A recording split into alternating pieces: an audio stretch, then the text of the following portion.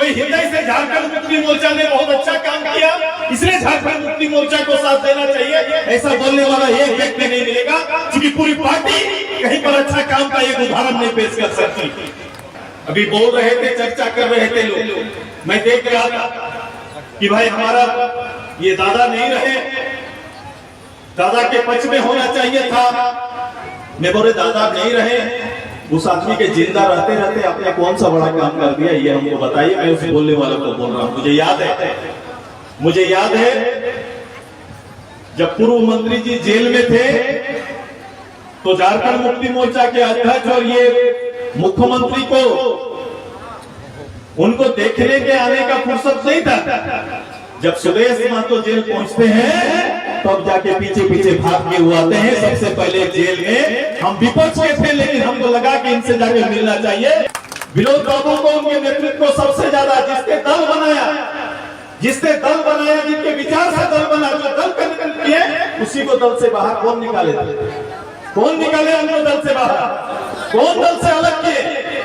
यहाँ का कोई राजनीतिक दल विनोद बाबू के बगैर, विनोद बाबू के विचार या बिना नाम लिए आगे काम नहीं कर सकता। मुख्यमंत्री 3 बार आए कि नहीं आए? मुख्यमंत्री इसलिए 3 बार आए क्योंकि उनके लोगों सलाहकार ने उनको जानकारी दिया होगा कि डुमरी में चुनाव होना है, पहले से चलिए और कुछ नहीं तो सीलापड़ को लेके चलिए, ताकि शिलान्यास कर देंगे तो लोगों को झूठ का और एक भ्रम और भरोसा दे सकते। सलाह दिया क्योंकि रामगढ़ में देर हो गया था, रामगढ़ में आप गए नहीं, शिलान्यास नहीं किया, इसलिए देर हो गया, इसलिए रामगढ़ हमारे हाथ से निकल गया। मुख्यमंत्री जी ऐसा शिला का कितना पट लगा दीजिए, डुमरी भी इस बार आपके हाथ से जाने वाला है, इसकी तैयारी हो। आज डुमरी में शपथ लेने के लिए आए हैं ना सभी लोग। आज शपथ ग्रहण समारोह है, हम सभी शपथ लेके वापस जाएंगे। लेकिन सबसे बड़ी बात और विनम्रता यह है कि अभी लगातार जब से ये चुनाव हुआ है या चुनाव की घोषणा हुई, तब से जो दल है, जो सामने जो प्रतिपक्ष है, मैंने पहले भी कहा था और आज भी कहने के लिए आए हैं, हमारी लड़ाई किसी व्यक्ति विशेष और किसी परिवार से नहीं। हमारी लड़ाई आज के इस हालात में झारखंड को खड़ा करने वाला उस नेतृत्व के खिलाफ है और उस पार्टी के खिलाफ है। झूठ की बुनियाद पर 2019 का जनादेश लेने वाले 4 साल बाद भी किस कदर खड़ा होकर झूठ बोल सकते हैं, इनकी इस काबिलियत को आप देख सकते हैं। ये काबिलियत महारत है इनको। और मैंने प्रथम दिन नॉमिनेशन के दिन कहा था कि यहाँ पर हम आए हैं, हमारे सभी 10,000 लोगों का शपथ इस बात को लेकर होगा कि डुमरी में व्याप्त भय, भ्रम और भ्रष्टाचार को समाप्त करेंगे। इसी के लिए चुनाव हम लोग ये है और यही चुनौती हमारा। क्योंकि आप देखेंगे कि झारखंड मुक्ति मोर्चा, वर्तमान झारखंड मुक्ति मोर्चा के स्वरूप को स्वीकार करने वाला कोई हृदय से स्वीकार नहीं कर रहा है।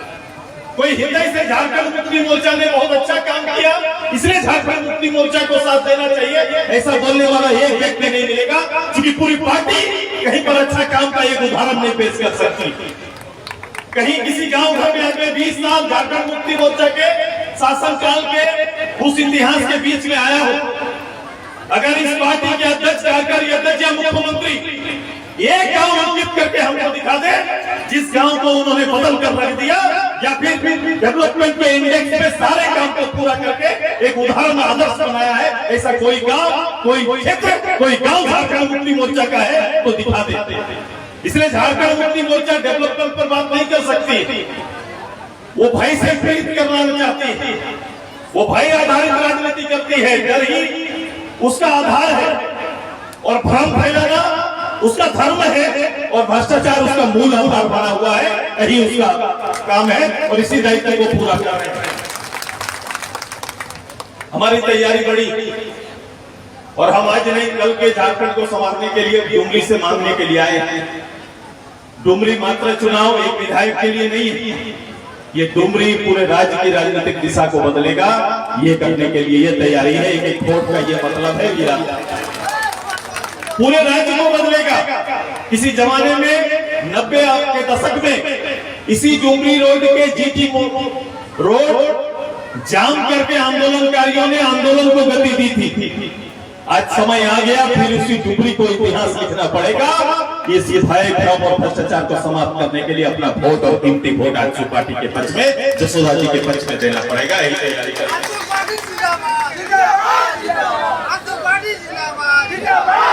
जब इस चुनाव लड़ने पर फिर से चर्चा हुई तो लोग बात करने लगे कि मुख्यमंत्री इधर 3 बार आए, शिलान्यास लगातार करते रहे। आए थे ना मुख्यमंत्री? आज इधर आजा, मुझे सबसे बात करना पड़ेगा। मुख्यमंत्री 3 बार आए कि नहीं आए?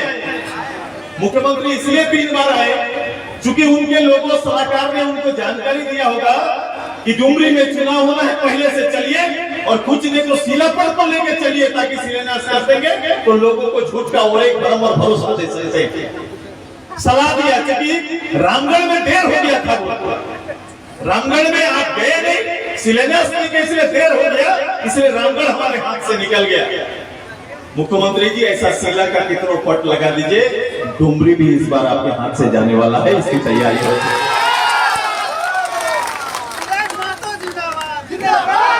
ये आपके हाथ में पब्लिक रहने नहीं देगी। उसने पब्लिक ने देखा हुआ झेला है 4 साल आपको, पब्लिक ने झेला है आपको। बताओ, मैं आते आते सोच रहा था कि सरकार ने दिया सबसे बड़ा क्या दिया है, तो ये सरकार ने आज सबसे ज्यादा कोई दिया है तो एक डिफिनेशन चेंज कर दिया।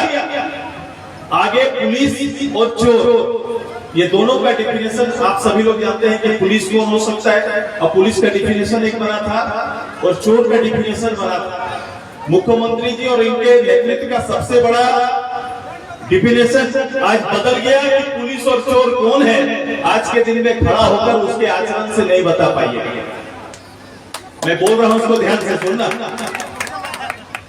कि ये दोनों का, कि पुलिस बोलेंगे तो सुरक्षा देने वाला, पुलिस बोलेंगे तो सुरक्षा देने वाला, चोरी मतलब हरकत करने वाला, गलत करने वाला, यही डिफिनेशन था गलत। और हम लोग बोलते थे कि ये दोनों एक नहीं हो सकते, लेकिन मुख्यमंत्री ने अपने नेतृत्व में यह करके दिखाया कि भविष्य में और आज के बच्चों को जो वर्तमान पुलिस का आचरण है और वर्तमान जो आचरण बना हुआ है, ये आचरण में आप ये फर्क नहीं कर पाएंगे कि पुलिस कौन है और चोर कौन है, ये फर्क नहीं कर पाएंगे। यही सच्चाई है और यही शासन को पंगु बनाकर रख दिया। जिस शासन को लोगों की सुरक्षा के लिए लगाया जाना था, उस शासन को हथियार बनाकर इस राज्य को लूटने के लिए लगे हुए हो रहा है। ये दिन रात बता दीजिए, जो काम कौन करता था वो काम आज कौन कर रहा है, इसको देख लीजिए। ये बच्चे पूछेंगे, भविष्य में बता नहीं पाएंगे, क्योंकि हरकत और आचरण से ही उसके बारे में जाना जाता है। अभी बोल रहे थे, चर्चा कर रहे थे लोग, मैं देख रहा था कि भाई हमारा ये दादा नहीं रहे, दादा के पक्ष में होना चाहिए था। मैं बोले दादा नहीं रहे, उस आदमी के जिंदा रहते रहते आपने कौन सा बड़ा काम कर दिया, ये हमको बताइए। मैं उस बोलने वालों को बोल रहा हूँ, मुझे याद है जब पूर्व मंत्री जी जेल में थे तो झारखंड मुक्ति मोर्चा के अध्यक्ष और ये मुख्यमंत्री को उनको देखने के आने का फुर्सत नहीं था।